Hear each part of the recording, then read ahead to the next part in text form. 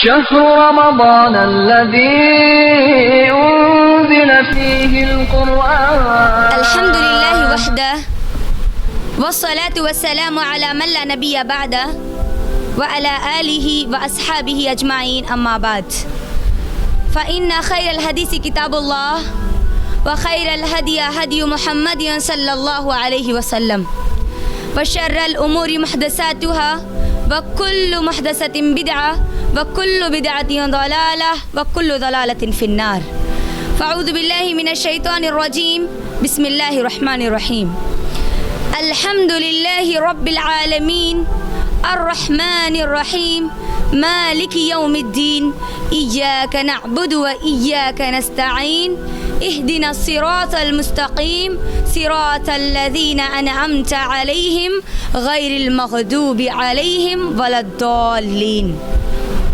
रब्बिश्रह ली सदरी व यस्सिर ली अमरी वहलुल उक़दतम मिन लिसानी यफ़क़हू क़ौली। मेरी बहनों, मैं आप तमाम का हमारे 20 रोज़ा इस तफसीर के क्लासेस के दूसरे दिन में इस्लामी तरीक़े से इस्तक़बाल करती हूँ। अस्सलामु अलैकुम व रहमतुल्लाहि व बरकातुहू। जैसा कि मेरी बहनों, आप तमाम लोग जानते हैं कि आज इंशाअल्लाह हम तमाम लोग कुरान की तफसीर की जो दूसरी क्लास है इंशाअल्लाह वो सूरतुल फातिहा से शुरू करेंगे इंशाअल्लाह। लेकिन मैं चाहती हूँ कि ये क्लास शुरू होने से पहले कल जो बातें हमने सुनी थी उसको थोड़ा सा रिपीट कर लिया जाए, ताकि कल की बातें अगर हमारे अंदर ताज़ा रहेगी तो हमारे लिए आज का बयान समझने में, सुनने में और फिर वो मज़ा जो सहाबा इकराम को आया करता था कुरान को सुनने में, समझने में, पढ़ने में, पढ़ाने में, वो मज़ा फिर हमको भी आएगा इंशाअल्लाह। तो ज़रा बोलते जाइए कि कल हम तमाम लोगों ने किन किन चीज़ों का मुताला किया था, क्या बोला गया था आप तमाम लोगों को कल की क्लास में। जी, आप सब मौजूद थे ना कल की क्लास में माशाल्लाह। हाँ जी, कल की इंट्रोडक्शन की क्लास थी, ठीक है जी। सब बोलना है, सबको बोला गया था। खाली दखला खराजा का काम तो हम बिल्कुल भी नहीं करेंगे इंशाअल्लाह। हाँ, कल क्या क्या बोला गया था, जल्दी से बोलें। कुरान की अज़मत के बारे में बोला गया था। क्योंकि जिस किताब के बारे में हम सुनने जा रहे हैं, जिस किताब का मुताला करने जा रहे हैं, अगर उसी के बारे में हमको नहीं पता तो फिर उसमें होने वाले जितने वाक़यात हैं फिर वो हम नहीं समझ पाएंगे, है ना। अच्छा, कुरान की अज़मत के बारे में बोला गया और कुरान के मौजज़ात के बारे में बोला गया और जी कुरान के हुकूक़ के बारे में बोला गया और एक बहुत अहम चीज़ आप छूट रहे हैं, कल का जो डेमो आप लोगों को दिया गया था। कौन है अल्लाह, है ना। हमारा रब कौन है और हम कौन है ना। हमने कल अपने आप को अल्लाह की बनाई हुई दूसरी मखलूक़ात से कंपेयर किया और फिर देखा कि हम कितनी हक़ीर एक डस्ट पार्टिकल है, एक धूल का ज़र्रा है, और वही धूल के ज़र्रे के लिए अल्लाह ने ये पूरी कायनात बनाई। कल हमने ये देखा अल्हम्दुलिल्लाह। अब शुरू करते हैं मेरी बहनों सूरतुल फातिहा, कुरान का सबसे पहला सूरा। कुरान मजीद में कितनी सूरतें हैं, कितनी सूरतें हैं? 114 सूरतें हैं। 114 सूरतों में जो सबसे पहली सूरा है वो कौन सी है? सूरतुल फातिहा। सूरतुल फातिहा ये एक मक्की सूरत है। कौन सी सूरत है? अब मक्की सूरतें किसको कहते हैं, मदनी सूरतें किसको कहते हैं, ये भी हमको मालूम होना बहुत ज़्यादा ज़रूरी है। मक्की सूरतें किसको कहते हैं ये लिख लीजिए, पहले गौर से सुन लीजिए, उसके बाद आप लिखिए।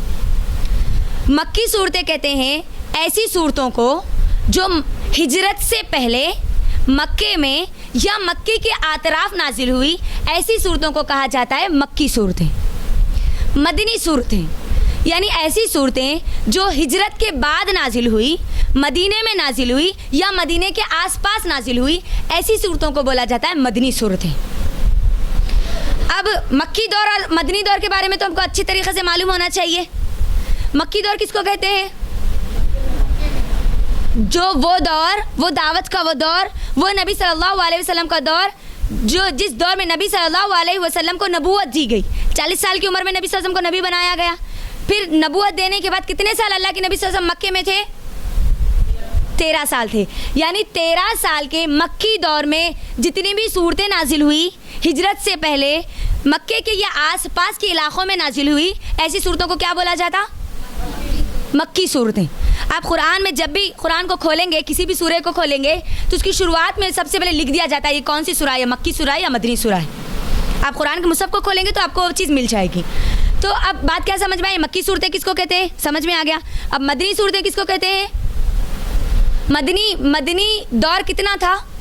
मदीने का दौर कितना था? कितने साल अल्लाह के नबी सल्लल्लाहु अलैहि वसल्लम मदीने में थे? 10 साल जी 10 साल। ये बहुत बेसिक नॉलेज है जो हमको मालूम होना चाहिए।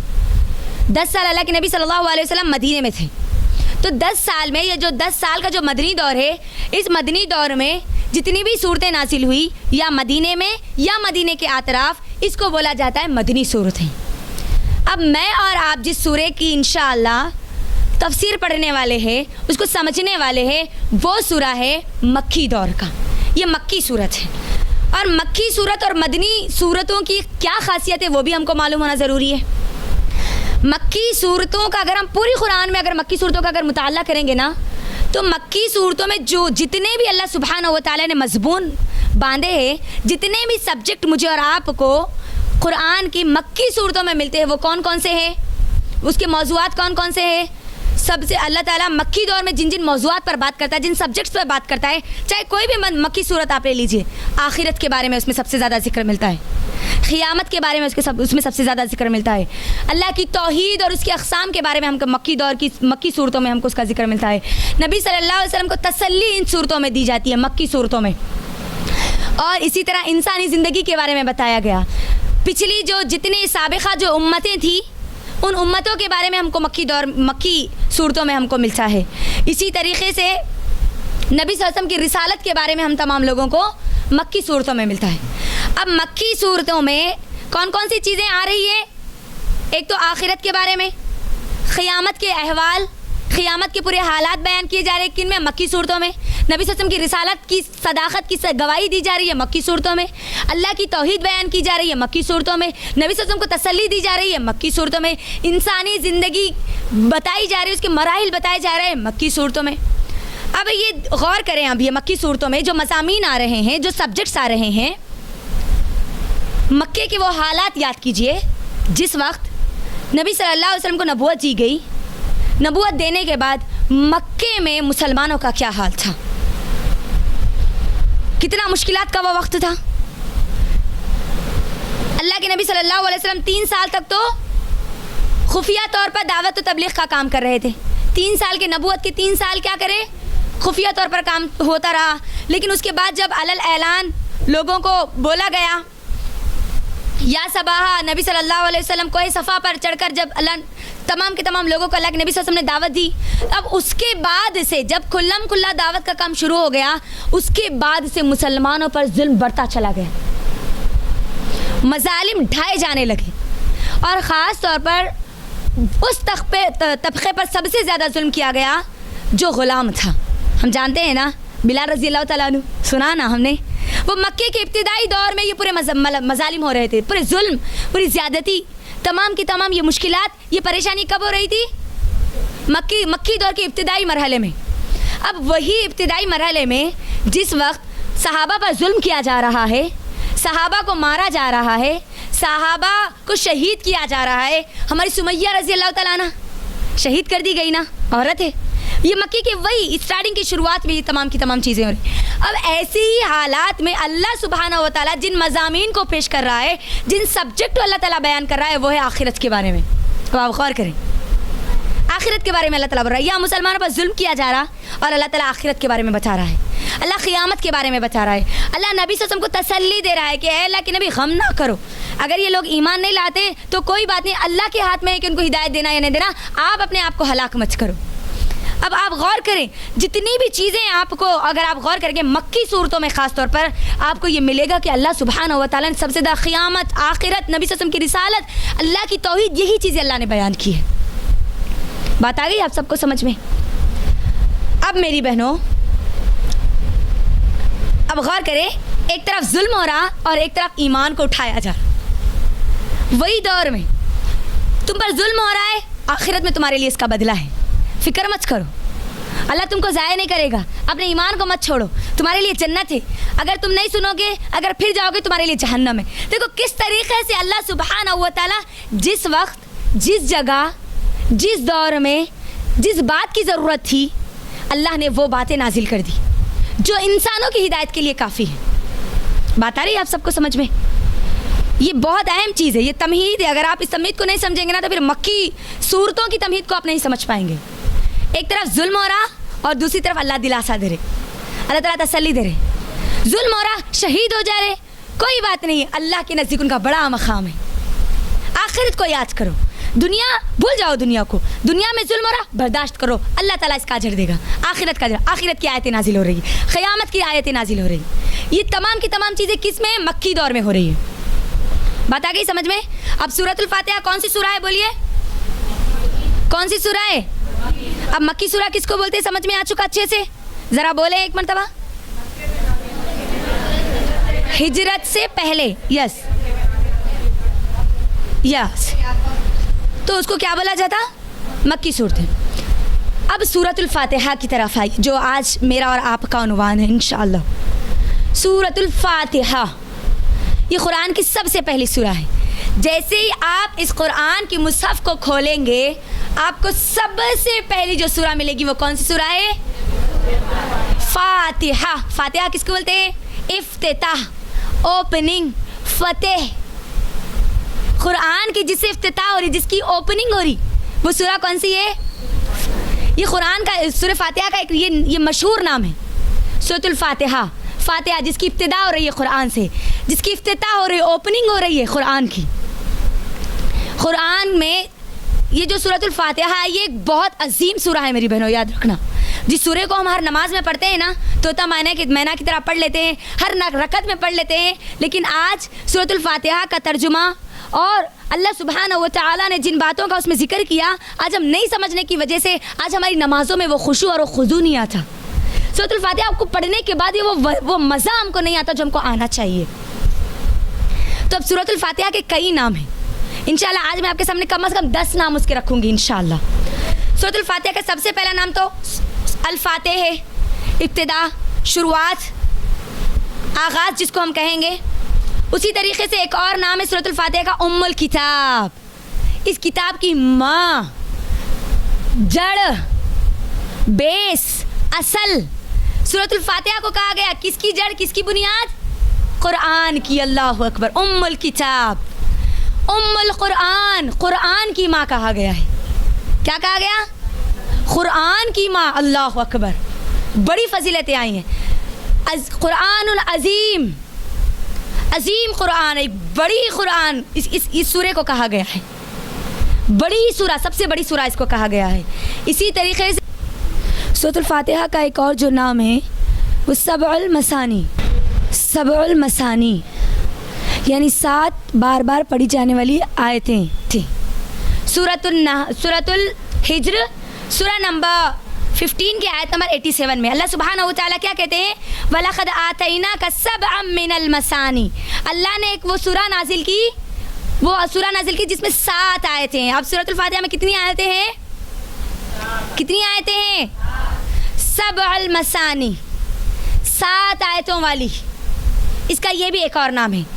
इसी तरह से सूरतुल फातिहा का एक और नाम है अस्सलाह। सूरतुल फातिहा का नाम क्या है? अस्सलाह। सलाम नमाज को कहते हैं ना मेरी बहनों। सही मुस्लिम की हदीस है और ये हदीस खुदसी है। हदीस खुदसी किसको बोलते हैं ज़रा किसी को पता है? यस, वो हदीस जिसमें अल्लाह कहता है, अल्लाह सुब्हानहू व तआला रिवायत करते हैं जिस हदीस को, उस हदीस को कहते हैं हदीस खुदसी। और ये सही मुस्लिम की, अब जो मैं हदीस आपको बोल रही हूँ, अस्सलाह नाम है ना सूरतुल फातिहा का, तो अस्सलाह, इस सही मुस्लिम की हदीस में नबी सल्लल्लाहु अलैहि वसल्लम कहते हैं कि अल्लाह कहता है, अल्लाह ने सूरतुल फातिहा को अपने और अपने बंदे के दरमियान आधा आधा कर दिया, बांट दिया अल्लाह ने। जब बंदा कहता है अल्हम्दुलिल्लाहि रब्बिल आलमीन, तो अल्लाह कहता है कि देखो मेरे बंदे ने मेरी तारीफ़ बयान की। बंदा कहता है अर्रहमानिर रहीम, अल्लाह कहता है कि मेरे बंदे ने मेरी पाकीज़गी बयान की। मालिक यौमिद्दीन। अल्लाह कहता है कि मेरे बंदे ने मेरी बुजुर्गी बयान की। अब अल्लाह कहता है कि मेरे बंदा मेरी तारीफ बयान करता है, मेरी बुजुर्गी बयान करता है, मेरी बड़ाई बयान करता है। अब मांग मेरे बंदे जो तू मुझसे मांगता है। यह हदीस कुदसी है। और जब बंदा कहता है इहदिनस सिरातल मुस्तकीम सिरातल लज़ीना अनअमता अलैहिम गैरिल मग़दूबि अलैहिम वलद्दाल्लीन, तो अल्लाह कहता है अब मेरा बंदा जो मांगेगा मैं उसको दे दूंगा। एक आधा हिस्सा अल्लाह की मुकम्मल तारीफ और एक हिस्सा बंदे की दुआ। इसीलिए इस सूरा को सलाह भी कहा जाता है। इस सूरे का नाम अस्सलाह भी है। इसी तरीके से इब्ने अब्बास रज़ी अल्लाह ताला अन्हु, कौन है इब्ने अब्बास रज़ी अल्लाह ताला अन्हु, ज़रा बताएं मुझे। किस लिए मशहूर है इब्ने अब्बास रज़ी अल्लाह ताला अन्हु? इब्ने अब्बास रज़ी अल्लाह ताला अन्हु वो सहाबी है जिनके सर पर अल्लाह के नबी सल्लल्लाहु अलैहि वसल्लम ने हाथ रखकर कहा था कि ऐ अल्लाह, जब इब्ने अब्बास रज़ी अल्लाह ताला के बेटे अब्बास रज़ी अल्लाह ताला कौन है? नबी सल्लल्लाहु अलैहि वसल्लम के चचा। इब्ने अब्बास को अल्लाह के नबी सल्लल्लाहु अलैहि वसल्लम ने कहा था रज़ी अल्लाह ताला अन्हु को कि ऐ अल्लाह, इस बच्चे को आप कुरान का फ़हम अता करना, कुरान की तफसीर का इल्म अता करना। और आज क्या क़यामत तक इब्ने अब्बास रज़ी अल्लाह ताला अन्हु की तफसीर को सबसे आला माना जाता है। तो इब्ने अब्बास रज़ी अल्लाह ताला अन्हु इस सूरतुल फातिहा को क्या कहते हैं? असासुल कुरान कहते हैं। इसका एक और नाम, कुरान की असास, असल चीज़ कुरान की जड़, कुरान की बेस, ये भी इसका एक और नाम है। इसी तरीके से सूरतुल फातिहा का एक और नाम है काफ़िया। काफ़िया हर चीज़ के लिए काफ़ी हो जाने वाली, हर चीज़ के लिए काफ़ी हो जाने वाली सूरा। इसी तरीके से शिफा, क्या है सूरे का नाम? शिफा या रुक़या, दम करने वाली, दम करने वाली रुक़या। इसका एक और नाम रुक़या भी है। कैसे है? सही बुखारी की हदीस है। अबू सईद खुदरी रज़ी अल्लाह ताला अन्हु इस हदीस के रावी है। और अबू सईद खुदरी रज़ी अल्लाह ताला अन्हु खुद कहते हैं कि एक मरतबा वो सफ़र की हालत में थे। एक जगह पर वो जाकर रुके, एक जगह पर जाकर रुके। एक लौंडी दौड़ती हुई इनके पास आई और कहने लगी, हमारे जो सरदार है उस सरदार को बिच्छू ने डंक मार दिया, क्या तुम में से किसी को दम करना आता है? किसी को रुक़या पढ़ने आता है? तो अबू सईद खुदरी रज़ी अल्लाह ताला अन्हु कहते हैं कि हाँ मुझे आता है। अबू सईद खुदरी रज़ी अल्लाह ताला अन्हु जाते हैं और उस जो सरदार था जहाँ पर वो बिच्छू डंक मारा था वहाँ पर हाथ रखते हैं। हाथ रखकर 7 मरतबा सूरतुल फातिहा पढ़ते हैं। और जब सूरतुल फातिहा पढ़कर दम करते हैं तो वो जो बिच्छू का जो असर था वो ज़ाइल हो जाता है, ख़त्म हो जाता है। और जब देखता है वो सरदार के वो अच्छा हो गया, वो जो जहर था वो ख़त्म हो गया, तो वो क्या करता है, बहुत सारी बकरियाँ अबू सईद खुदरी रज़ी अल्लाह ताला अन्हु को तोहफे में देता है। अब अबू सईद खुदरी रज़ी अल्लाह ताला अन्हु को समझ में नहीं आता कि ये जो बकरियां हैं जो मैंने दम करके मुझे मिली हैं, ये बकरियां अब हलाल है या हराम है मुझे नहीं पता। ये जाते हैं अल्लाह के नबी सल्लल्लाहु अलैहि वसल्लम के पास और अल्लाह के नबी सल्लल्लाहु अलैहि वसल्लम को कहते हैं कि अल्लाह के नबी सल्लल्लाहु अलैहि वसल्लम, मेरे साथ ऐसे ऐसे हालात हुए। मैं एक जगह पर गया था, वहाँ पर एक सरदार था, उस सरदार को बिच्छू ने डंक मार दिया था। मैंने सूरतुल फातिहा को दम किया था और उसने मुझे बकरियाँ दी है, ये बकरियाँ हलाल है या हराम? अल्लाह के नबी कहते हैं कि तुम्हें कैसे पता कि ये रुक़या है? यहाँ उसका नाम बताया गया, दम करने वाली सूरा। अब आप गौर करो इस वाक़े पे। एक तो हमको ये पता चला कि सूरतुल फातिहा रुक़या है, यानी दम की जा सकती है। अगर कोई जहर का असर है तो उसको ख़त्म किया जा सकता है सूरतुल फातिहा के दम से। ये एक बात समझ में आई। दूसरी बात, मेरे और आपके सहाबा अपनी आखिरत को लेकर कितने चौकन्ना थे। गौर करा आप सबने, वो बकरियाँ खुशी खुशी अपने घर में लाकर नहीं रख लिए। क्या किया उन्होंने? हलाल है या हराम है, पहले उनको जानना था। मैं चंद बकरियों की खातिर अपनी आखिरत को बर्बाद। अल्लाह अकबर। क्या पता चला? दुनिया के छोटा सा फ़ायदा हो तब भी उसको मालूम करना चाहिए कुरान और हदीस की रोशनी में कि ये फ़ायदा मेरे लिए हलाल है या हराम है।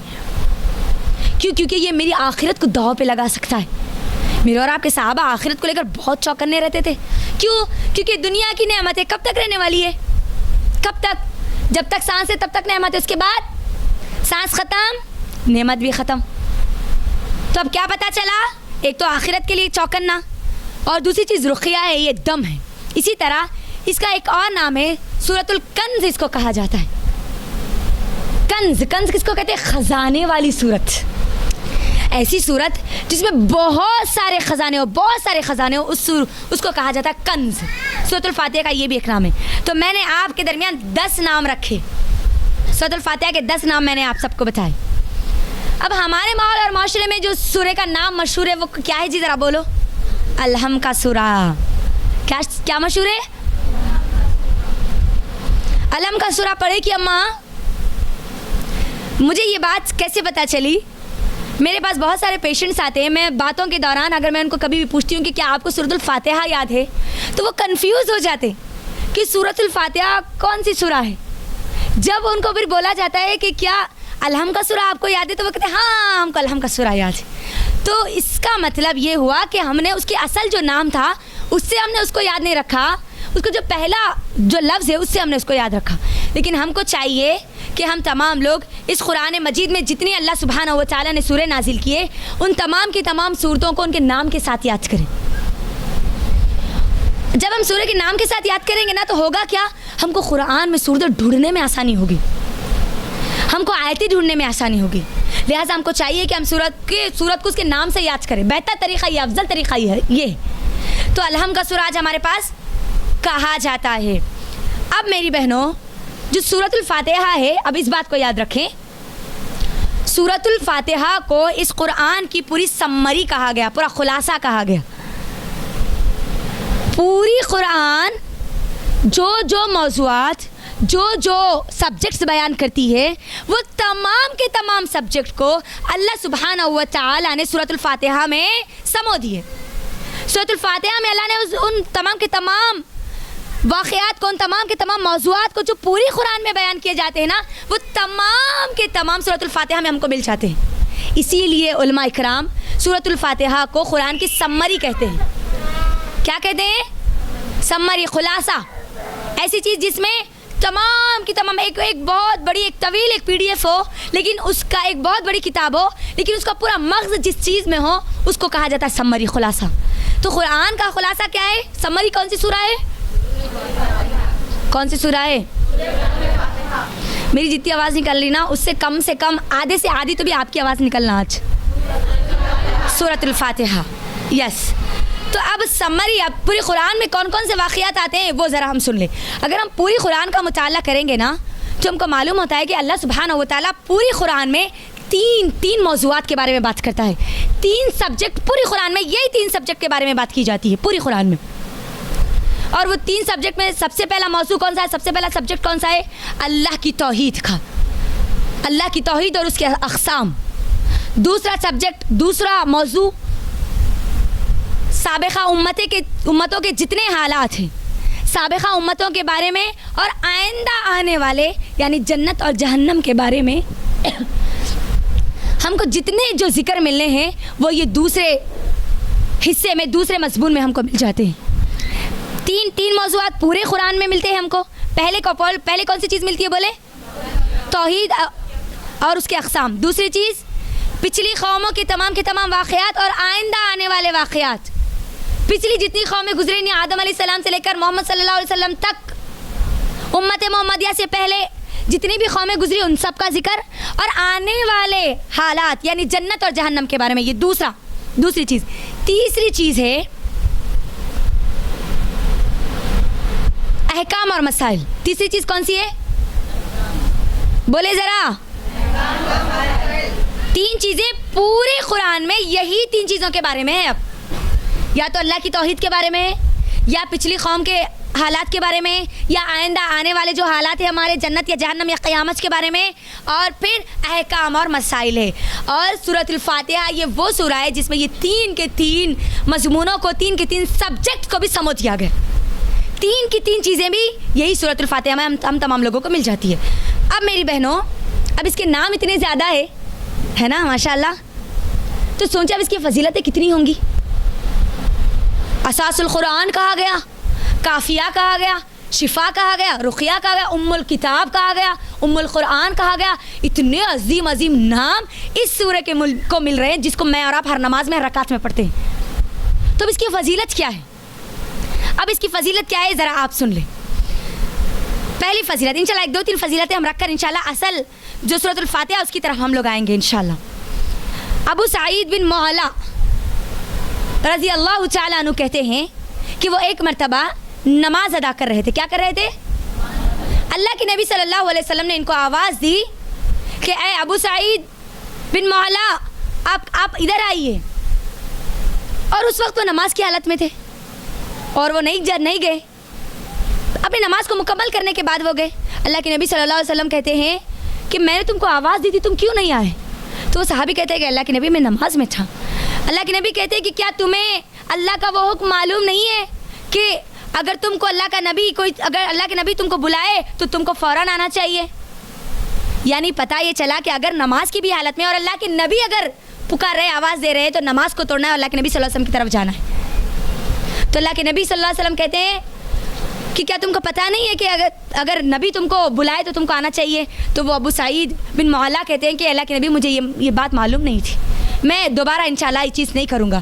फिर अल्लाह के नबी कहते हैं कि सुनो, मैं तुम्हें आज अपने हाथ में हाथ लेकर अल्लाह के नबी कहते हैं सुनो, मैं तुम्हें आज दरवाजे से बाहर निकलने से पहले, मस्जिद के दरवाजे से बाहर निकलने से पहले कुरान की एक सबसे बड़ी सूरत बताऊंगा। और वक्त होता रहा। जब वक्त मस्जिद से निकलने का आया तो अबू सईद बिन मौला ये जो सहाबी थे, ये सहाबी को याद आया कि अल्लाह के नबी सल्लल्लाहु अलैहि वसल्लम मुझे कुरान की एक सबसे बड़ी सूरत बताने वाले थे। जैसे ही अभी नबी सल्लल्लाहु अलैहि वसल्लम बाहर निकलने वाले होते हैं, वो कहते हैं कि अल्लाह के नबी आप मुझे एक बहुत बड़ी सूरत बताने वाले थे, आपने मुझसे वादा किया था कि आप मुझे बताएंगे। अल्लाह के नबी कहते हैं कि हाँ सुनो, वो सूरा है सबउल मसानी, यानी 7 बार बार पढ़ी जाने वाली आयतें। कुरान की सबसे बड़ी सूरत जिसको बोला गया, ये फजीलत है सूरतुल फातिहा की। अल्लाह अकबर, सबसे बड़ी सूरत। इसी तरह एक और फजीलत, उबई इब्न काब रज़ी अल्लाह तआला अन्हु कहते हैं कि ये भी इस वक्त ये हदीस कौन सी है? ये हमको तिरमिज़ी इब्न माजा में ये हदीस हमको मिल जाती है। उबई इब्न काब रज़ी अल्लाह तआला अन्हु कहते हैं कि वो भी नमाज की हालत में थे। अल्लाह के नबी ने उनको आवाज़ दी और वो भी अपनी नमाज को मुकम्मल करने लगे। अल्लाह के नबी के पास जब वापस नमाज मुकम्मल कर आए तो अल्लाह के नबी ने कहा कि क्या तुम्हें मालूम नहीं है कि अल्लाह सुब्हान तआला का वो हुक्म कि अगर कोई नबी तुमको आवाज़ दे तो तुमको फ़ौरी आना चाहिए। उबई इब्न काब रज़ियल्लाहु तआला कहते हैं कि अल्लाह के नबी अब मैं दोबारा ऐसी हरकत नहीं करूँगा। फिर अल्लाह के नबी सल्लल्लाहु अलैहि वसल्लम उनका हाथ अपने हाथ में लेकर कहते हैं कि सुनो, मैं तुम्हें मस्जिद से बाहर निकलने से पहले एक ऐसी सूरत बताऊँगा जो ना तौरात में नाजिल हुई, ना ज़बूर में नाजिल हुई, ना इंजील में नाजिल हुई, ना कुरान में इसके जैसी कोई सूरा नाजिल हुई।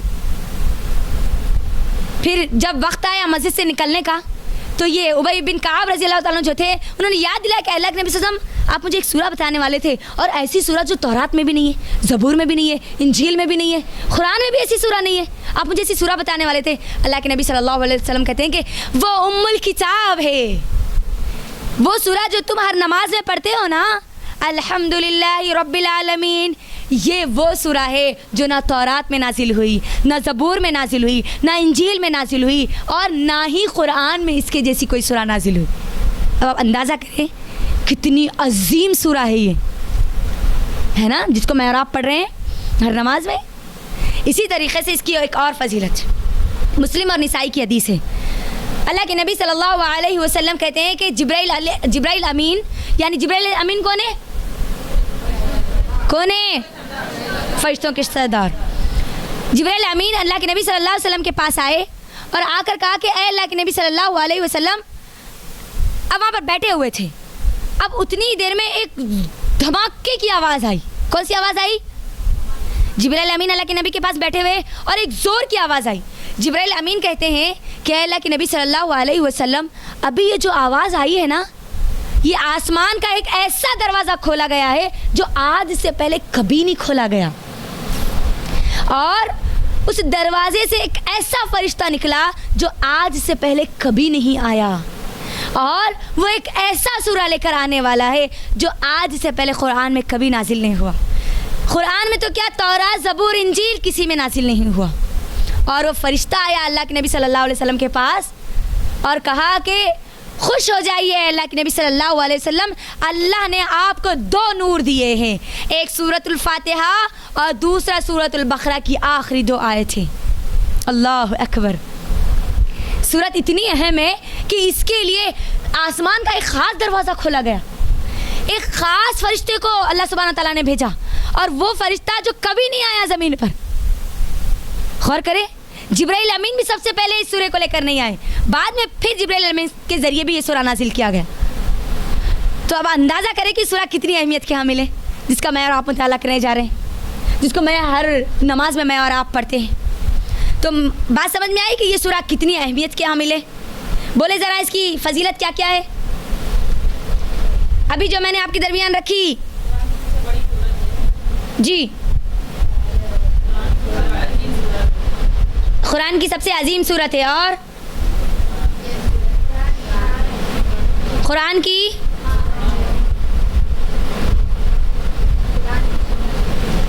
सम्मरी इसको कहा गया, ठीक है।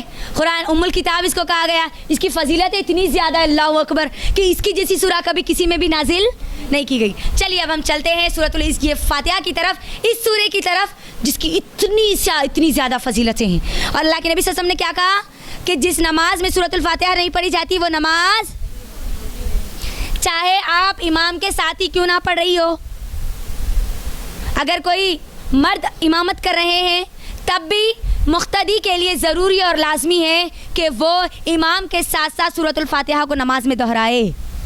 और अगर कोई औरत अगर इमामत कर रही है तो क्योंकि वो साथ में खड़ी होगी, तो जब औरत भी इमामत करेगी तब भी नमाज की बात कर रही हूँ मैं, औरतों की इमामत मर्दों की तरह नहीं होगी। जिस तरह मर्द सामने खड़े होकर इमामत करते हैं, औरतें उस तरीक़े से इमामत नहीं कर सकती, बल्कि साथ में सफ़ में खड़ी होकर नमाज पढ़ा सकती है। तो जब औरतें अगर नमाज़ पढ़ाएगी तब भी जो भी औरत नमाज़ पढ़ाएगी उसके साथ जितने मुख्तदी है उनके ऊपर भी फ़र्ज़ है कि वो सूरतुल फातिहा को उसके साथ साथ दोहराए, क्योंकि सूरतुल फातिहा के बगैर नमाज, कोई भी नमाज नहीं होती। तो अब ये फातिहा, अब हम जैसे कुरान को खोलते हैं सबसे पहले हम पढ़ते हैं अऊज़ु बिल्लाहि मिनश शैतानिर रजीम। क्या पढ़ते हैं? मेरी बहनों अब गौर करो, सूरतुल फातिहा शुरू हो रही है और अल्लाह सुब्हानहू व तआला ने मुझे सबसे पहले हम सबको, पूरी इंसानियत को सिखाया है अऊज़ु बिल्लाहि मिनश शैतानिर रजीम, पनाह मांगो अल्लाह की शैतान और मरदूद से। इस किताब को शुरू करने से पहले मुझे और आपको किसकी पनाह मांगनी है? अल्लाह की पनाह। किससे?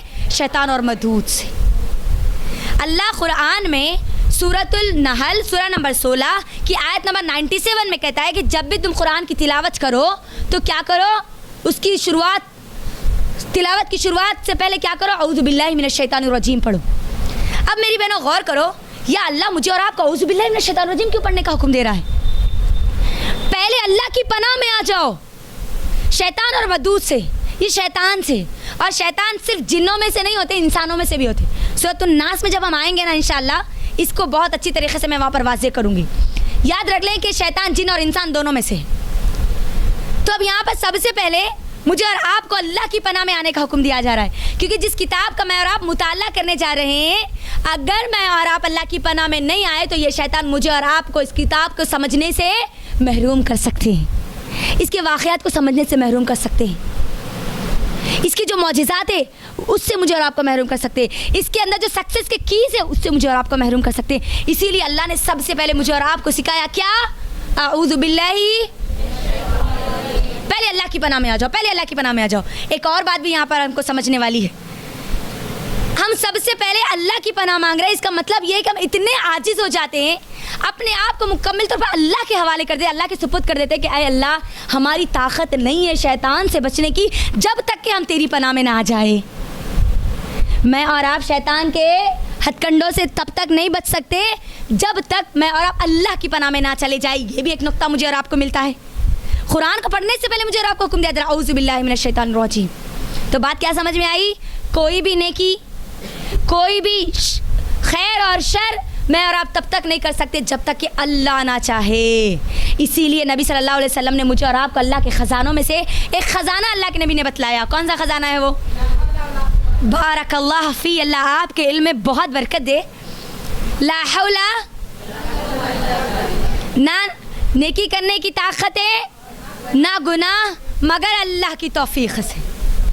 बात क्या पता चली, मैं और आप जब तक अल्लाह की पनाह में नहीं आए, मैं और आप शैतान से, अच्छा शैतान से यहाँ पर मुझे और आप को क्यों पनाह मांगने का हुक्म दिया गया, क्यों उससे पनाह मांगने का हुक्म दिया गया है? कौन है शैतान? मुझे और आपको क्यों उससे बचने का हुक्म दिया जा रहा? यस, सबसे बड़ा दुश्मन मेरा और आपका कौन है? शैतान है। हमारी सास नहीं है, सास के लिए बहू नहीं है, हमारे पड़ोसी नहीं है, हमारे देवरानियाँ जिठानियाँ या नंदा नहीं है। मेरा और आपका सबसे बड़ा दुश्मन क्या है? कौन है? शैतान, सबसे बड़ा दुश्मन। क्योंकि इसने अल्लाह से वादा किया मुझे और आपको गुमराह करने का, मुझे और आपको जहन्नम की तरफ ले जाने का शैतान ने वादा किया। और अब मैं और आप शैतान से बचने की ताकत नहीं रखते जब तक कि मैं और आप अल्लाह की पनाह में नहीं चले जाए। क्योंकि मेरी बहनों, शैतान, हमारी ज़िंदगी कितनी है? मैंने इससे पहले भी ये बात कही थी, हमारी ज़िंदगी कितनी है? 60 या 70 साल। शैतान की ज़िंदगी कितनी हो चुकी है अभी तक? अब्बा आदम अलैहिस्सलाम, उससे पहले से होने। अब जिसकी उम्र जितनी ज़्यादा होगी उसको उतना ज़्यादा एक्सपीरियंस होगा, बराबर है ना? मैं और आप अभी पहली वो अभी सूरत फातिहा को अभी भी हम शुरू नहीं करें।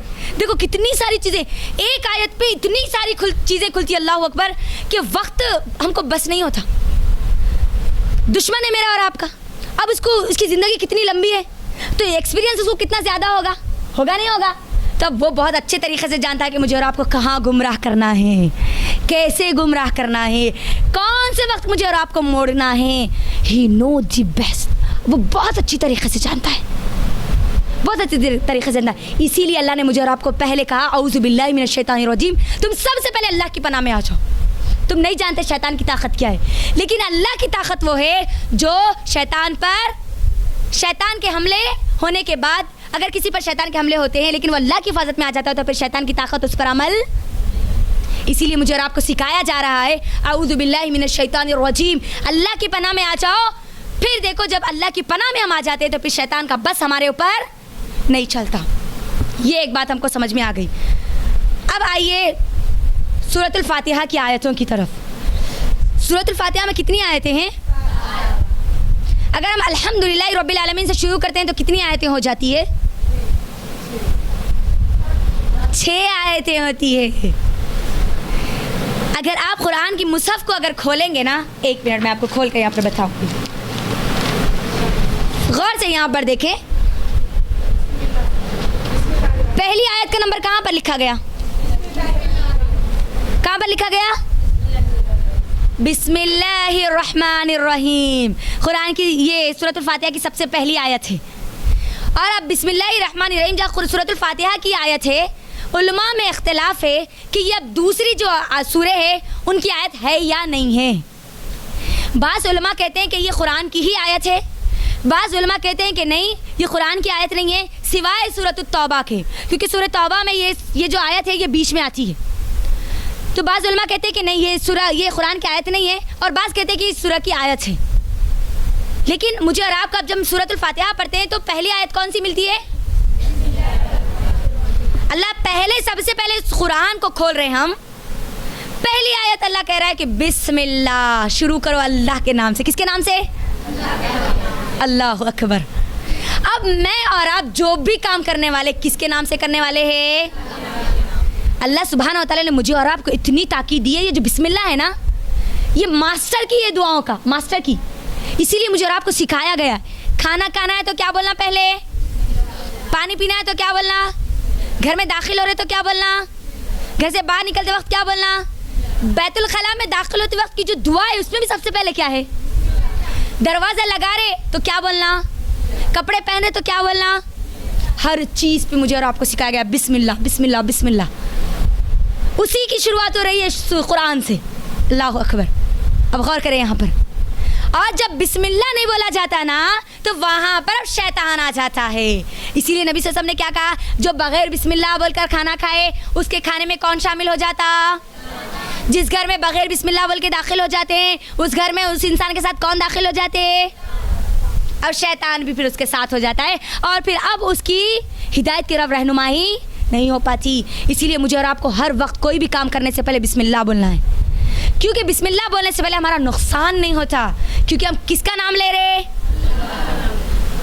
जो तमाम की तमाम चीज़ों को जानता है, गैब का इल्म है, करम वाला है, रहम करने वाला है, सब तमाम की तमाम चीज़ें जिसके पास है ना, उसके हवाले हम हमारे तमाम के तमाम कामों को कर दे रहे।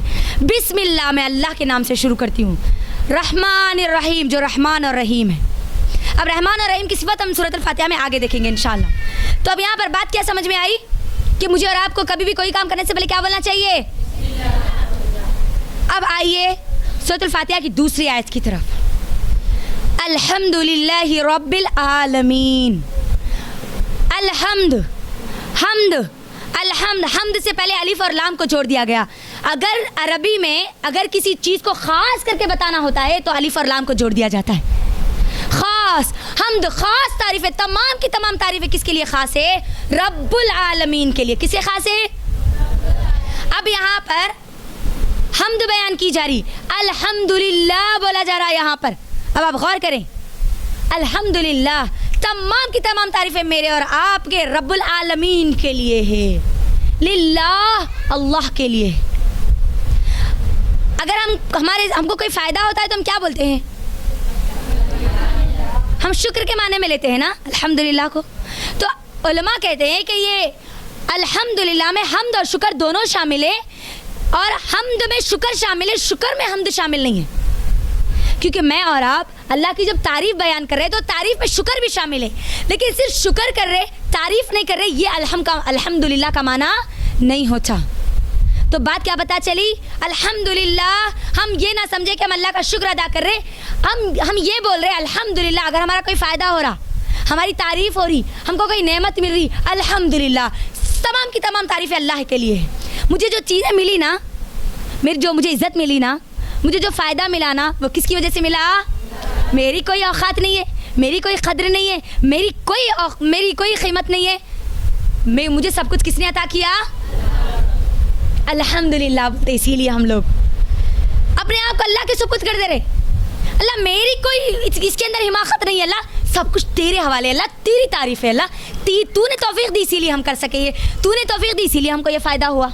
अल्हम्दुलिल्लाह रब्बिल आलमीन। रब किसको कहते हैं मेरी बहनों? रब, पालने वाला। रब कहते हैं जिम्मेदार को, इसका एक और माना भी जिम्मेदार। रब कहते हैं ऐसी हस्ती को रब, और ये क्या है? अल्लाह की सिफत है। ये क्या है? अच्छा मुझे पता है अल्लाह के जो नन्यन और नाम जो कुरान में शुरुआत में लिखे जाते हैं या हमको बताए जाते हैं कुरान में नन्यन और नाम, वो कौन सा नाम है जो नन्यन और नामों में नहीं है? अल्लाह का नाम। अच्छा अल्लाह, और एक और नाम भी है रब। 99 नेम्स में रब अल्लाह की वो सिफत है जो 99 नेम्स में नहीं है, बल्कि सूरत अल-फातिहा की शुरू में अल्लाह बयान कर रहा है। हालांकि 99 नेम से जो सबसे पहला नाम अर्रहमान जो है, उससे भी पहले बयान किया जा रहा, और रब को बयान किया जा रहा। यानी रब पहले मुझे और आपको बता दिया जा रहा, तुमको पालने वाला, तुम्हारी ज़रूरतों को। रब किसको कहते हैं? रब किसको कहते हैं? वो ज़ात जो तुमको तुम्हारी ज़रूरत के मुताबिक जहाँ जितनी ज़रूरत है वो तुमको अता कर दे, इसको कहते हैं रब। मिसाल के तौर पर बच्चा माँ के पेट में है, उसको जहाँ जैसी ज़रूरत है अल्लाह वहाँ वैसा खिला रहा है ना। वहाँ पर हम बच्चे को खाना नहीं खिला सकते, वहाँ माँ के पेट में दूध नहीं पिला सकते, लेकिन अल्लाह वहाँ पर उसकी क्या ज़रूरत है उसको वहाँ पर खिला रहा है। और जब बच्चा पैदा हो जाए तो वो खाना नहीं चबा सकता, अल्लाह ने उसकी ज़रूरत का इंतज़ाम कर दिया, माँ के सीनों से दूध का इंतज़ाम किया अल्लाह ने। यानी हर बंदे के लिए, हर मखलूक के लिए जो अल्लाह ने बनाई है, उनके लिए उनकी ज़रूरत के मुताबिक उनको अता करने वाला, इसको कहते हैं रब। अब जानवर हो, इंसान हो, चरिंद हो, परिंद हो, सितारे है, सैयारे है, उन सब की ज़रूरतों को पूरे करने वाला कौन? रब। लिल्लाह कौन है? अल्लाह सुब्हानहू व तआला। रब्बिल आलमीन। आलमीन, आलमीन किसको कहते हैं? आलम एक दुनिया, ये दुनिया जो छोटा सा गोला हम कल देखे नहीं, वो एक दुनिया है। वैसे ही आलम है इंसान, ये हमारी दुनिया। आलम है जिन्स भी है, जिन्नों की दुनिया। आलम है मलाइका, मलाइका की दुनिया। जितने भी आलम अल्लाह ने बनाए उन सब का अल्लाह कौन है? रब है, पालने वाला है। ये पहली, ये दूसरी आयत हो गई। अल्हम्दुलिल्लाहि रब्बिल आलमीन। ज़रा बोले आप एक मरतबा, क्या है उसका माना? क्या है? हम्द है, तारीफ है, किसके लिए? उस पालने वाले के लिए, खिलाने वाले के लिए। उस जिम्मेदार के लिए जिसने मुझे पैदा किया, मेरी ज़रूरतों को पूरे करने वाले के लिए। अल्हम्दुलिल्लाह रब्बिल आलमीन। अर्रहमानिर रहीम, रहमान और रहीम है। रहमान और रहीम ये दोनों की जो असल है वो रहम से आई है। रहम से रहमान और रहीम निकले हैं।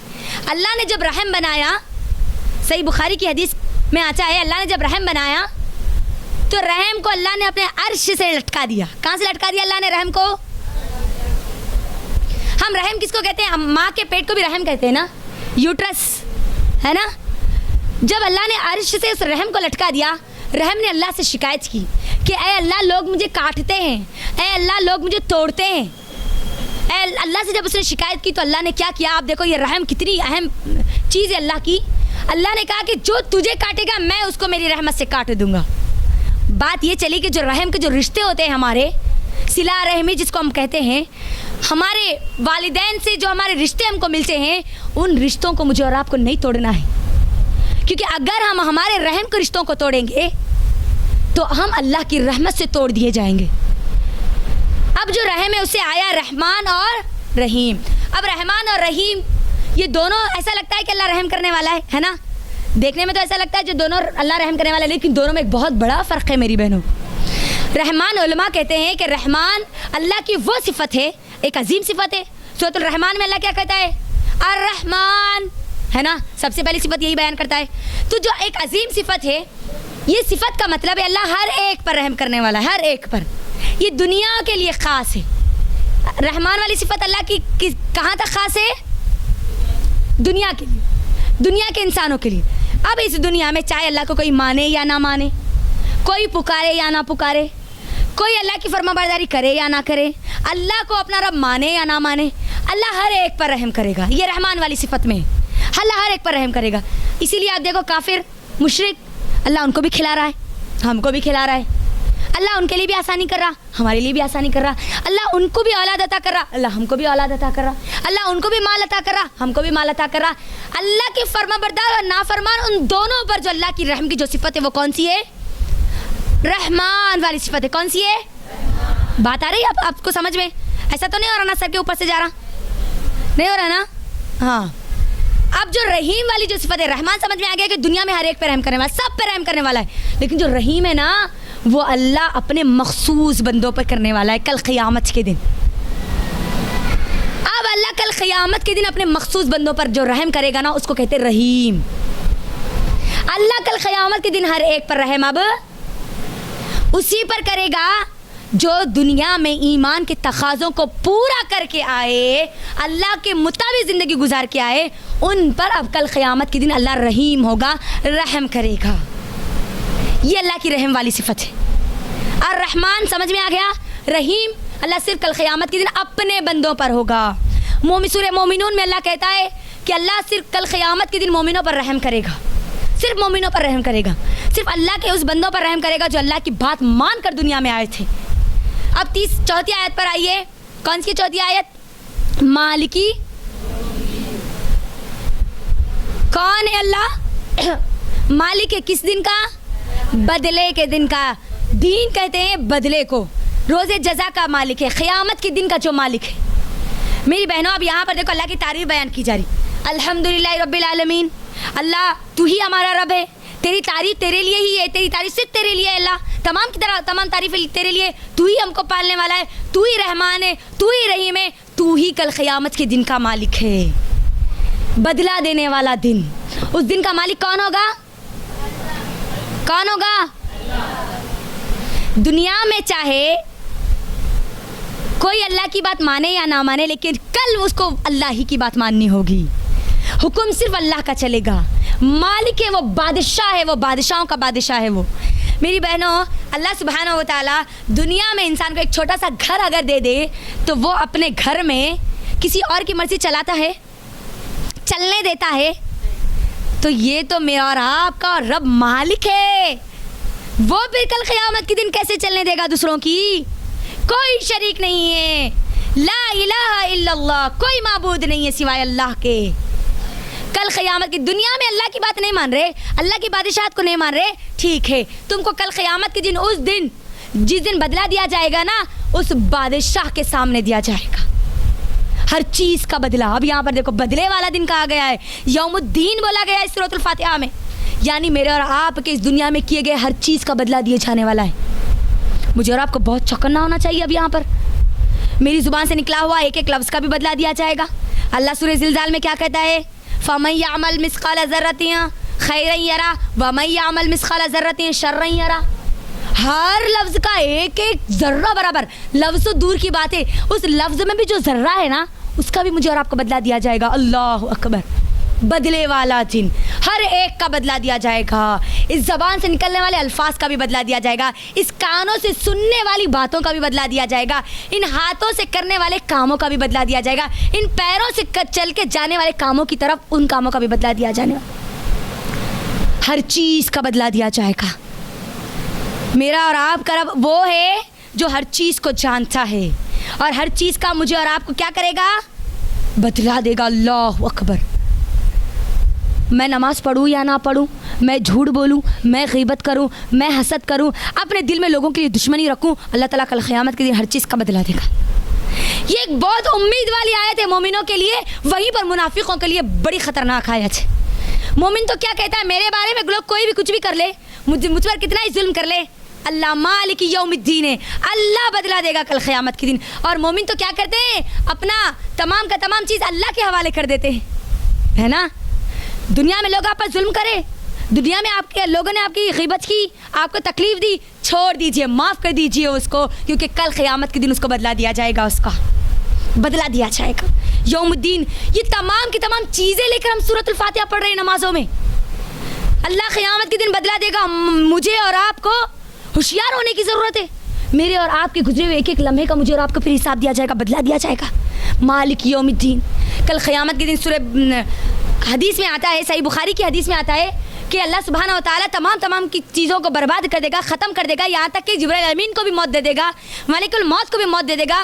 फिर अल्लाह कहेगा ऐनल जब्बारून ऐनल मुतकब्बिरून ऐनल मलिक, कहाँ है वो दुनिया में अपने आप को बादशाह बोलने वाले, कहाँ है वो दुनिया में लोगों पर जुल्म करने वाले, कहाँ है वो अपने आप को दुनिया में मुतकब्बिर, अपने आप को बड़ा तकब्बुर समझने वाले, तकब्बुर करने वाले, कहाँ है वो। और अल्लाह ये हदीस खुदसी, और उसमें अल्लाह खुद कहता है कि मैं आज के दिन का मालिक हूँ, मेरी आज की बादशाही चलेगी। अल्लाह अकबर। मालिक यौमिद्दीन, कल अल्लाह क़यामत के दिन का मालिक है और कल सिर्फ अल्लाह की बादशाही चलेगी। दुनिया में हमारे दिल पर नहीं चल रही, लेकिन वहाँ पर हमारे दिल पर भी किसकी बादशाही चलेगी। इसीलिए कल अल्लाह सुब्हानहू व तआला सूरह क़लम में क्या कहता है, अल्लाह ताला ज़ुबानों को बंद कर देगा और उनके अब हाथ जवाब देंगे, उनकी आंखें जवाब देंगी, उनकी ज़बान, उनके कानें जवाब देंगी, उनके जिल्द जवाब देंगी, उनकी जिल्द, उनकी स्किन जवाब देगी। अब उनकी स्किन पर भी उनका हुक्म। मालिक यौमिद्दीन, अल्लाह मालिक है। गौर करो अब यहाँ पर, इय्याका नअबुदु व इय्याका नस्तईन, ऐ अल्लाह हम तेरी ही इबादत करते हैं, और क्या है इसका तर्जुमा, तुझसे ही, तेरी भी नहीं, तेरी ही इबादत करते हैं। अल्लाह अकबर। और तुझसे ही मदद मांगते हैं। अब इबादत सिर्फ और सिर्फ नमाज, रोज़ा, ज़कात, हज का नाम नहीं है मेरी बहनों।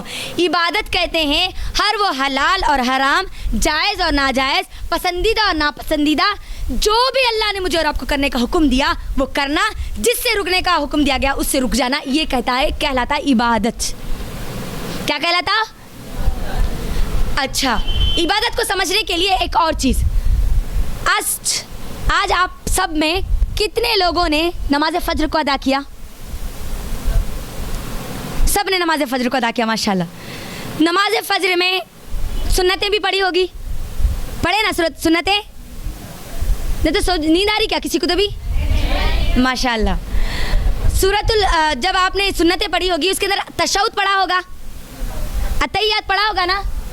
पढ़े नहीं पढ़े? अब मुझे आप में से कोई एक अतहियात का तर्जुमा बोल दें, हम जो हर नमाज में पढ़ते हैं,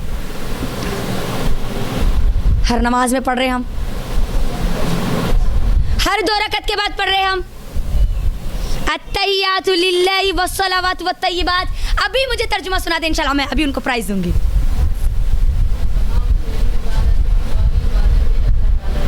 उसको कंप्लीट कीजिए, मुकम्मल कीजिए।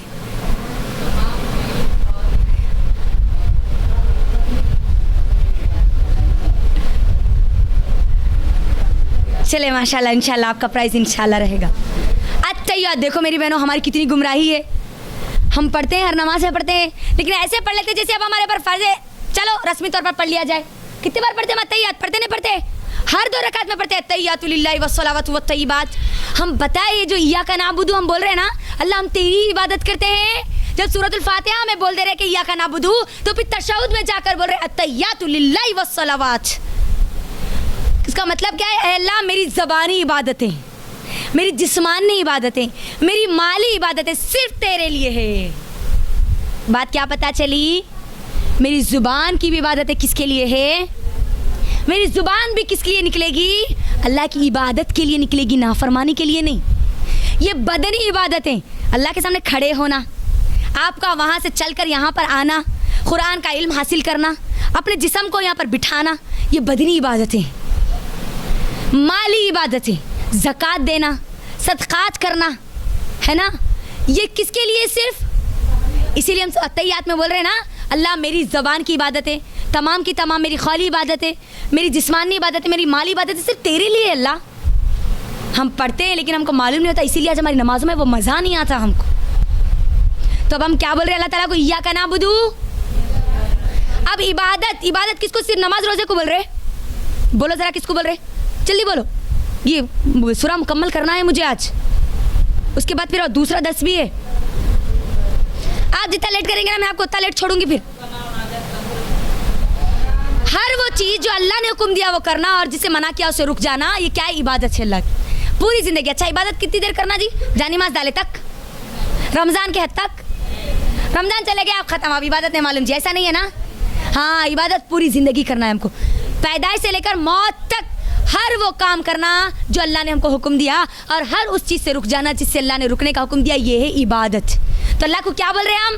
सूरतुल फातिहा में नमाज में खड़े होकर अल्हम्दुलिल्लाहि रब्बिल आलमीन, अल्लाह तमाम तारीफ़ें तेरे लिए है, तू ही मुझे पालने वाला है, अर्रहमानिर रहीम, तू ही रहम करने वाला है, ये दुनिया में भी और आखिरत के दिन भी, मालिक यौमिद्दीन, अल्लाह तू ही बदले के दिन का मालिक है, तेरी बादशाहत चलने वाली है। इय्याका नअबुदु व इय्याका नस्तईन, ऐ अल्लाह मैं तेरी ही इबादत करती हूँ, तुझसे ही मदद मांगती हूँ। अब ये आयतों में क्या हुआ? पूरी तौहीद आ गई। क्या आ गई? तौहीद आ गई। तौहीद की कितनी किस्में हैं? कौन कौन सी है? हम तो खाली तौहीद सुने थे जी, मगर ये नाम हम नहीं सुने थे। कब सुनेंगे हम? जब हम उसका मुताला करेंगे ना, तब हम सुनते हैं। तौहीद की 3 किस्में, तौहीद रुबूबियत, तौहीद उलूहियत, तौहीद अस्मा और सिफ़ात। अब आप गौर करें, ये तीनों की तीनों चीज़ें, शुरुआत की तीनों चीज़ें में आ गई। ये 4 ये जो आयतें हैं ना, उसके अंदर आ गई। रुबूबियत किसको बोल रहे हैं? तौहीद रुबूबियत किसको बोल रहे हैं? अल्लाह को रब मानना, हर चीज़ में एक मानना, वही खालिक है, वही राज़िक है, वही मालिक है, वही मुदब्बिर है, वही मुतकब्बिर है, वही जब्बार है। सब कुछ, जितने भी काम, सब कुछ कौन करता है? अकेला अल्लाह। एक अल्लाह नहीं बोलना, अकेला बोलना, तब वाज़ेह होती है अल्लाह की तौहीद, अल्लाह की वहदानियत।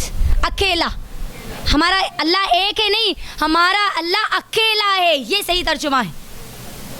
रब हर चीज़ में अकेला है, वो पालने में भी वो अकेला है, वो सुनने में भी अकेला है, वो रिस्क देने में भी अकेला है, वो समी है, वो देखने में भी अकेला है, मालिक है, खिलाने वाला है, पिलाने वाला है, हर कामों को, पूरी दुनिया को चलाने वाला रुबूबियत रब है वो। इसको कहते हैं तौहीद रुबूबियत। उलूहियत हम बोल रहे हैं ना, इय्याका नअबुदु बोल के। उलूहियत किसको कहते हैं? तौहीद उलूहियत। तमाम की तमाम इबादतें किसके लिए हैं? हम तो इसमें बोले ना, तैयात में हमारी तमाम ज़बानी, बदनी, माली, तमाम इबादतें किसके लिए हैं?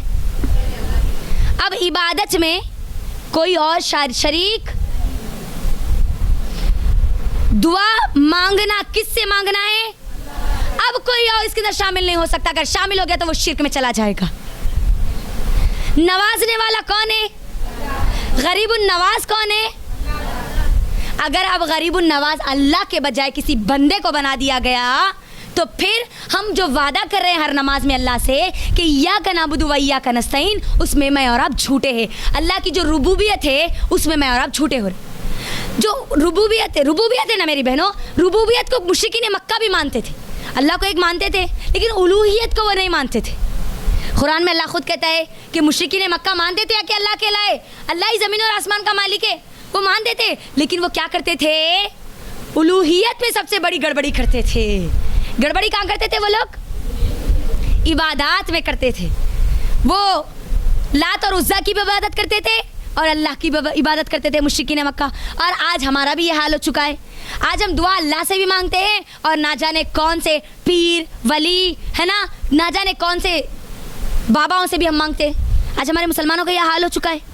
याद रखना, इबादत सिर्फ अल्लाह के लिए तो सिर्फ अल्लाह की होगी, मांगा सिर्फ अल्लाह से जाएगा, किसी और से नहीं मांगा जाएगा।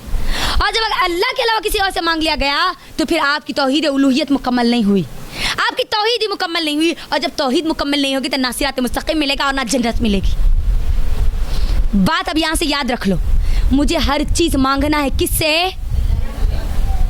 अब हो सकता है किसी के दिमाग में ये आए कि अरे दुनिया में किसी की कोई मदद करना है तो ज़रा हमारी मदद करो बोलते ना जी, तो अब हम यहाँ पर अब अल्लाह से कैसी मदद मांगना?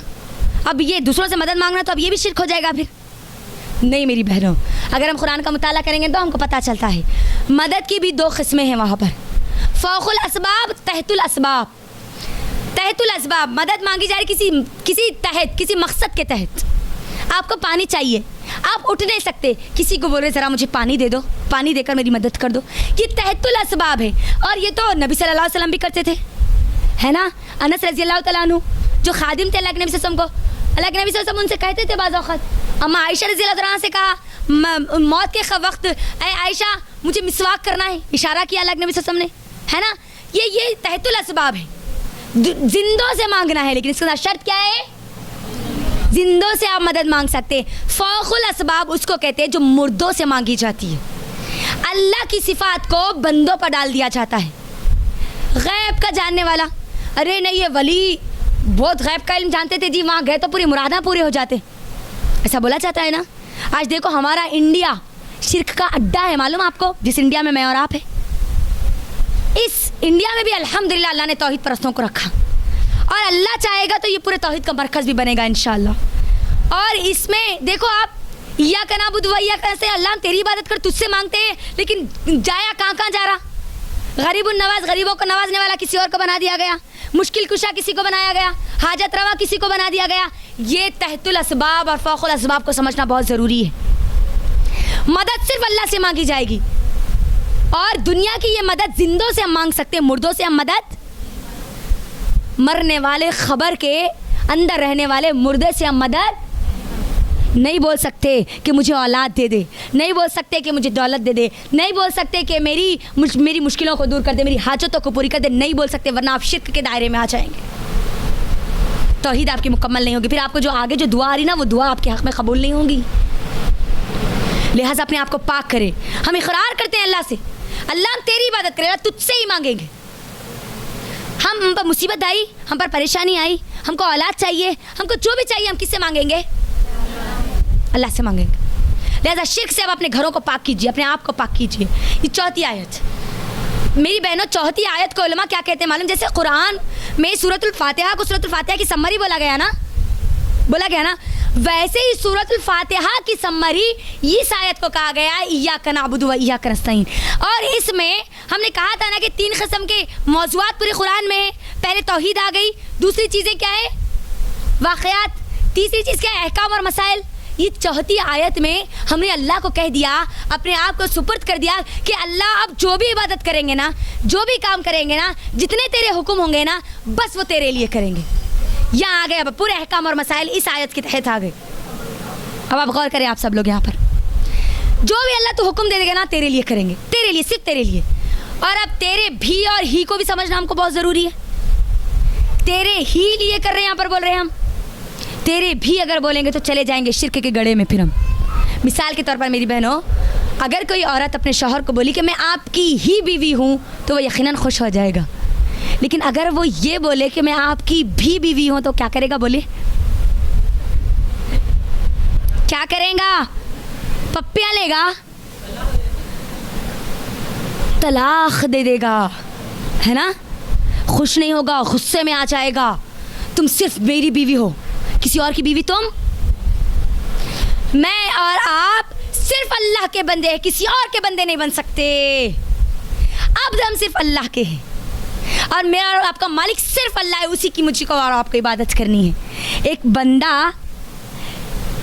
बंदा किसी और की भी बोलने पर बर्दाश्त नहीं करा तो वो अल्लाह जिसने पूरी दुनिया मेरे और आपके लिए बनाई है, फिर वो शिर्क को कैसे बर्दाश्त करेगा मेरी बहनों? सोचो, फिर वो कैसे बर्दाश्त करेगा कि उसके बंदे अल्लाह के हुक्म के मुताबिक अमल करे, के खिलाफ अमल करे।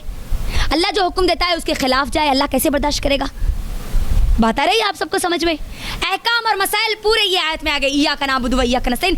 अल्लाह जो तो हुक्म देता ना, अब हम तेरे लिए करेंगे सिर्फ और मांगेंगे भी तुझसे। अब तो ये आ गई कुरान सूरत फातिहा की सम्मरी।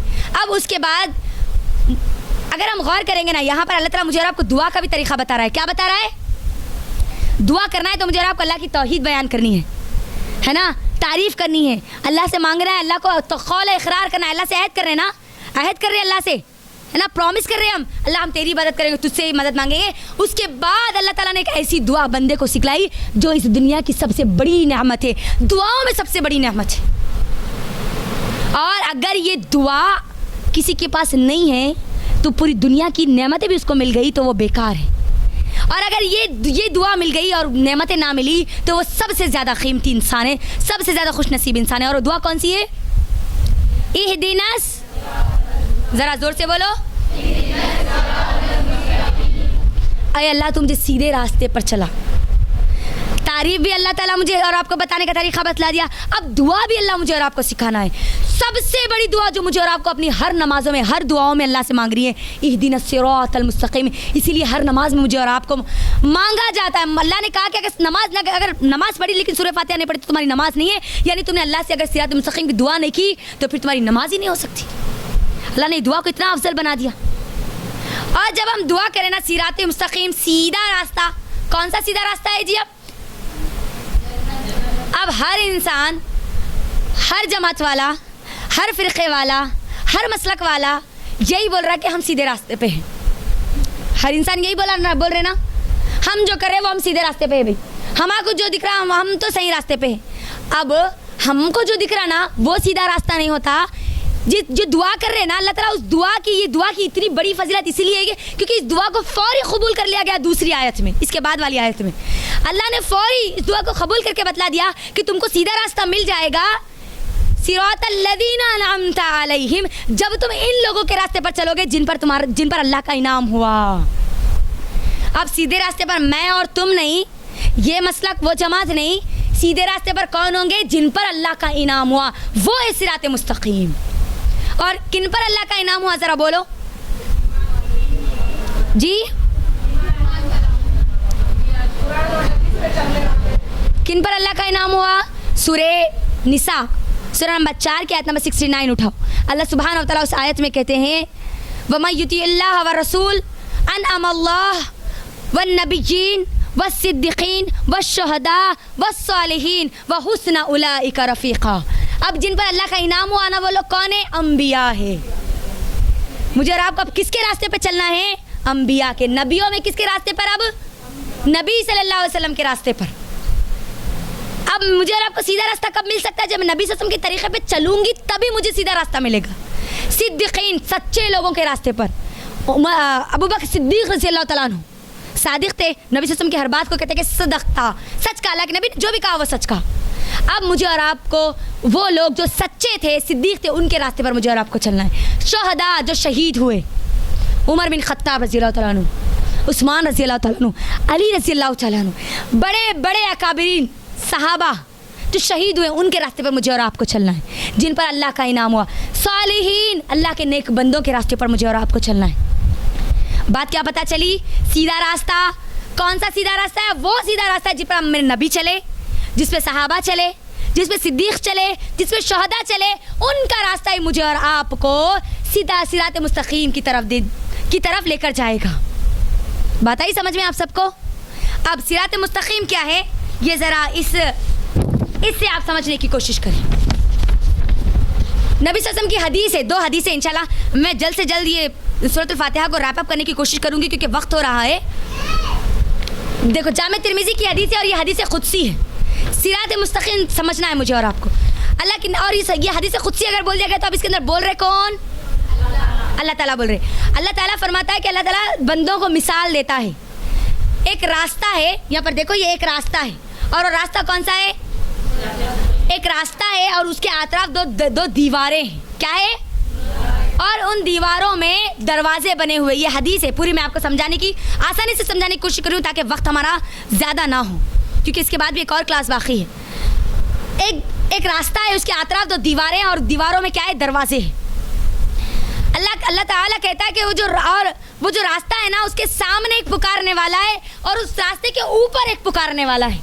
उस रास्ते के सामने एक पुकारने वाला है, उस रास्ते के ऊपर एक पुकारने वाला है। वो रास्ता जो है वो सिरात मुस्तकीम है, वो जो दीवारें हैं वो अल्लाह के हुदूद है, और उसमें जो दरवाजे हैं ना वो अल्लाह की नाफरमानियाँ हैं, वो जहन्नम की तरफ जाने वाले वो दरवाजे हैं। और उसके सामने जो पुकारने वाला है वो कुरान है, और जो उसके ऊपर पुकारने वाला है वो एक मोमिन का सच्चा दिल है। बात क्या पता चली? सिरात मुस्तकीम, सिरात मुस्तकीम मुझे और आपको कब मिलेगी? यहाँ पर देखो, कुरान से मिलेगी। सिरात मुस्तकीम मुझे और आपको कहाँ से मिलेगी? इस कुरान के बगैर मैं और आप सिरात मुस्तकीम पर चल नहीं सकते।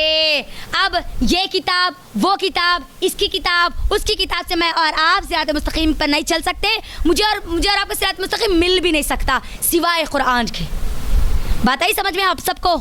हाँ, तो अब क्या समझ में आया? यहाँ पर अल्लाह मिसाल देकर समझाता है, और ये पुकारने वाला कहता है जब बंदा इन दरवाज़ों की तरफ जाता है, हदीस में अल्लाह के नबी सल्लल्लाहु अलैहि वसल्लम कहते हैं कि अल्लाह कहता है जब जाता है तो पुकारने वाला कहता है कि तुझ पर हलाकत हो, तुझ पर बर्बादी, तू उधर मत जा।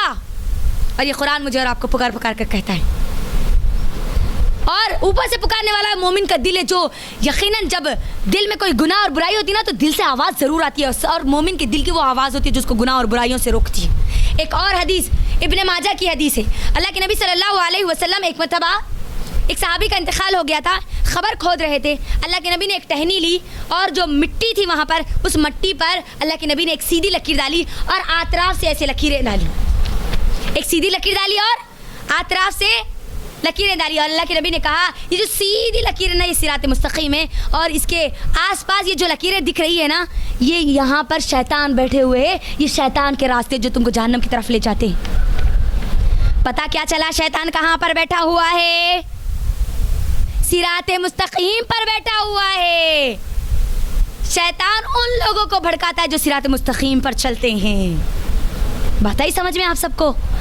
जो लोग गुमराह हो गए, जो लोग, जिन लोगों पर अल्लाह का गज़ब हुआ, वो तो वो लोगों को नहीं बहकाएगा, क्योंकि वो तो वैसे भी जहन्नम में जाने वाले। अब वो उन लोगों को बहकाएगा जो सिरात मुस्तकीम पर चलने वाले, मैं और आप। और अल्लाह के नबी सल्लल्लाहु अलैहि वसल्लम की हदीस से मिलता है कि शैतान सबसे ज़्यादा मेहनत उन लोगों के पीछे करता है जो कुरान का इल्म हासिल करते हैं। इस वक्त शैतान सबसे ज़्यादा मेहनत मेरे और आपके ऊपर कर रहा है, मुझे और आपको बहकाने के लिए।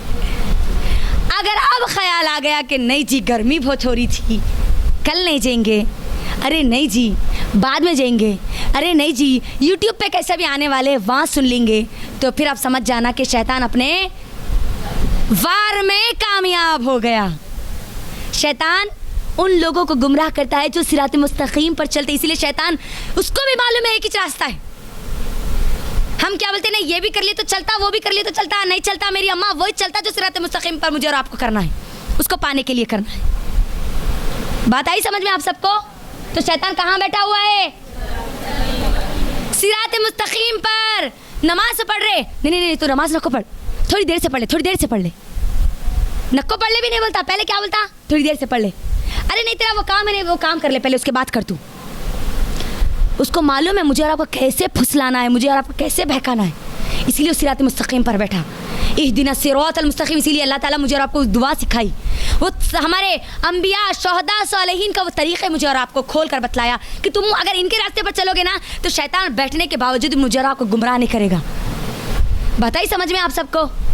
जब भी अगर अल्लाह की नाफरमानी अगर दिमाग में आ गई तो समझ जाना कि शैतान कामयाब हो गया मुझे जहन्नमी बनाने में।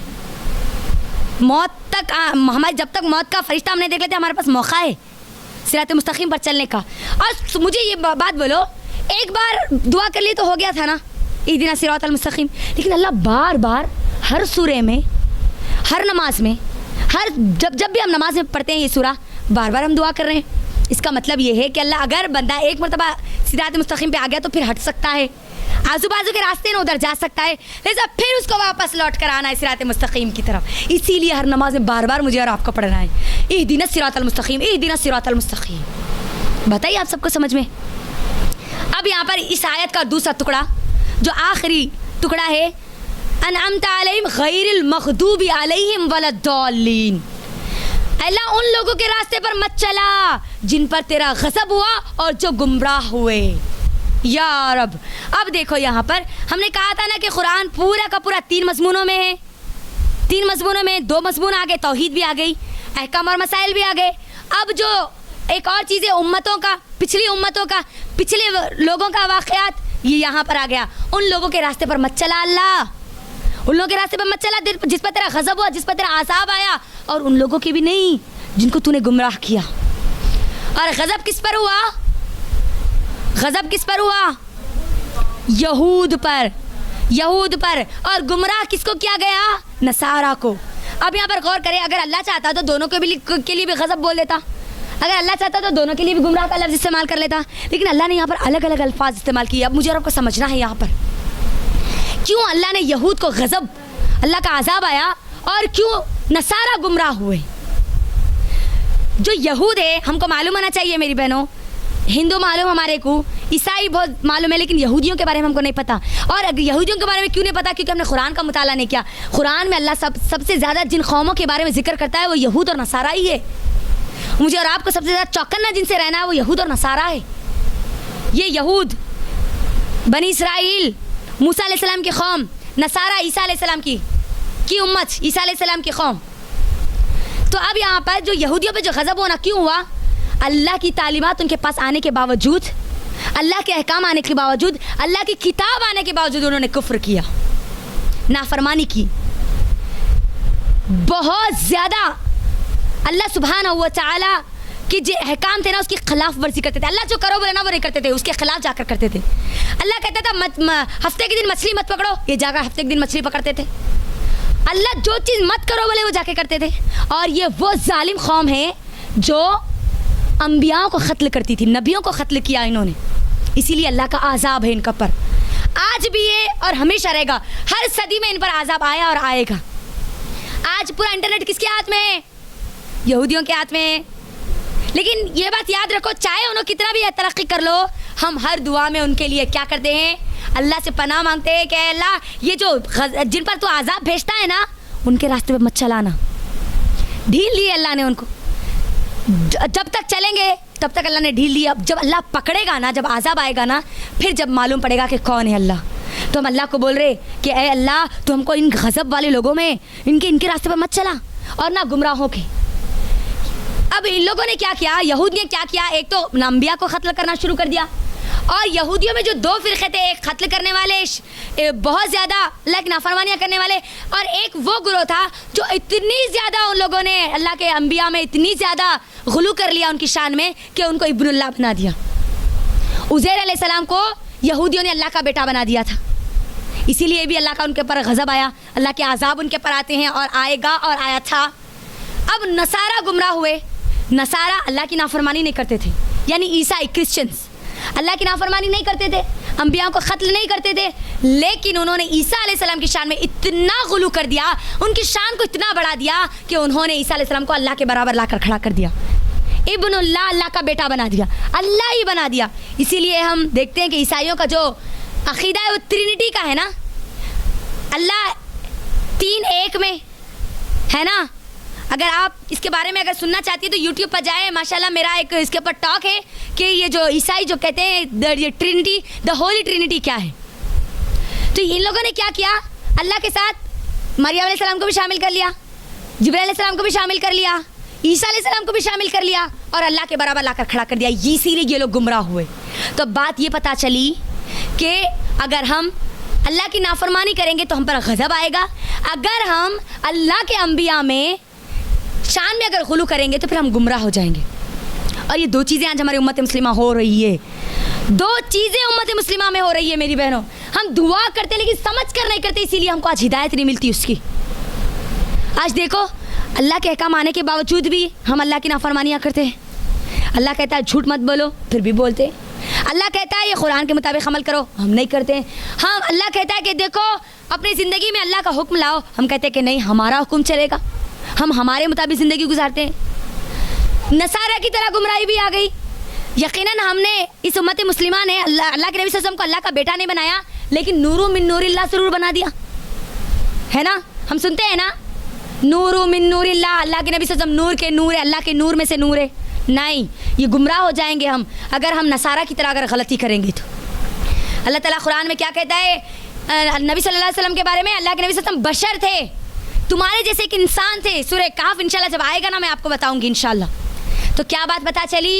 सिरात मुस्तकीम मुझे और आपको बतला दिया गया, उसके ऊपर उसको खोल कर वो दुआ भी कबूल कर ली गई और बता दिया गया कि तुम्हारे हक़ में भी ये दुआ कबूल हो जाएगी जब तुम उन लोगों के रास्ते पर चलोगे जिन पर अल्लाह का इनाम हुआ, यानी अल्लाह के अंबिया पर, शहदा पर, सालिहीन पर, सिद्दीकीन का जो रास्ता अल्लाह ने बताया है, वो सहाबा का जो रास्ता है, उस पर चलोगे तो तुमको सिरात मुस्तकीम मिल जाएगा। और उन लोगों के रास्ते पर अगर तुम चलोगे जिन पर अल्लाह का गज़ब हुआ और गुमराह हुए, तो फिर तुमको सिरात मुस्तकीम नहीं मिलने वाली। ये था सूरतुल फातिहा और उसकी तफसीर, जो मुख्तसर में आपके दरमियान रख रही थी, अभी बहुत मुख्तसर रख रही थी। तो क्या क्या सबक मिले ज़रा बोले? हम यहीं पर अपनी बात को इंशाल्लाह रैप अप करेंगे, मुकम्मल करेंगे इंशाल्लाह।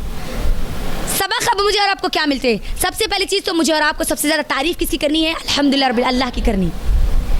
तारीफ़ के हकदार भी कौन है? और अगर बंदे की अगर तारीफ़ की जाए तब भी बंदे को ये बात याद रखना है कि ये भी मेरी तारीफ़ अल्लाह ही की तरफ से मुझे मिल रही है। मेरी कोई औकात नहीं है, मेरी कोई इतनी अहमियत नहीं है, मेरी कोई इतनी जुर्रत नहीं है कि मैं अपनी खुद की तारीफ़ खुद करूँ या कोई और मेरी तारीफ़ करे। ये अल्लाह ही का फ़ज़ल है। ये दूसरा सबक मुझे और आपको सूरतुल फातिहा से मिलता है। तीसरा सबक मेरी बहनों, इस सूरे में मुझे और आपको दुआ करने का तरीक़ा बतलाया गया। इस सूरे में मुझे और आपको दुनिया की एक सबसे बड़ी दुआ सिखलाई गई। इस सूरे में मुझे और आपको हिदायत का रास्ता बतला दिया गया। इस सूरे में मुझे और आपको पिछले जितनी कौमें थी ना जो बर्बाद हो गई, जो गुमराह कर दी गई, जिन पर अल्लाह का गज़ब हो, उनके बारे में बोल दिया गया।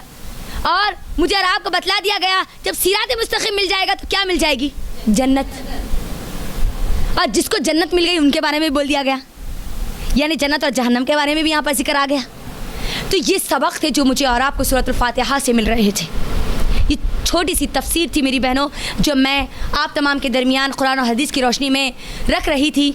आखिर में हम अल्लाह सुब्हानहू व तआला से दुआ करते हैं कि ए अल्लाह, आप इस तफसीर को कबूल कर लीजिए। ए अल्लाह, इस सूरतुल फातिहा को तो हमको समझ कर नमाज़ों में पढ़ने वालियाँ बना दीजिए, आमीन। और ए अल्लाह, अगर इस तफसीर के दौरान राई के दाने के बराबर भी ए अल्लाह इसके अंदर कोई गलती हो तो ए अल्लाह सुनने वालों पर इसका राई के दाने के बराबर भी असर ना छोड़ना और सही तरीक़े से हमारी इसके अंदर रहनुमाई अता करना, आमीन। व आखिरु दावाना अनिल हम्दुलिल्लाहि रब्बिल आलमीन। अस्सलामु अलैकुम व रहमतुल्लाहि व बरकातुहू।